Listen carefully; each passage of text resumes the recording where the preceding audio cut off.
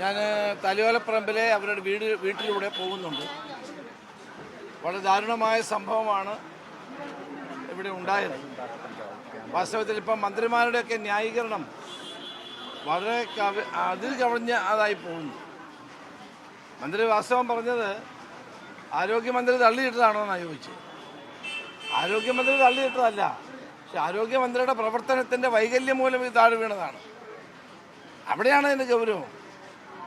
ആരോഗ്യവകുപ്പിൻ്റെ ചുമതലയുള്ള മന്ത്രി നേരത്തെ ഒരു സേഫ്റ്റി ഓഡിറ്റിംഗ് നടത്തണ്ടേ? കേരളം മുഴുവൻ, കേരളത്തിലെ മെഡിക്കൽ കോളേജുകൾ, ജില്ലാ ആശുപത്രികൾ, താലൂക്ക് ആശുപത്രികൾ, അവിടെയൊക്കെ കെട്ടിടങ്ങൾ സുരക്ഷിതമാണോ എന്നതിനെ സംബന്ധിച്ച് മന്ത്രി തന്നെ ഒരു ഓഡിറ്റിംഗ് നടത്തേണ്ടതല്ലേ? ഡിപ്പാർട്ട്മെൻറ്റ് കൊണ്ട് നടത്തിക്കേണ്ടതല്ലേ? അത് നടത്തിയോ? അപ്പോൾ ഇവിടെ കെട്ടിടം ഇടിഞ്ഞ് വീണൊരു സ്ത്രീ മരിച്ചു.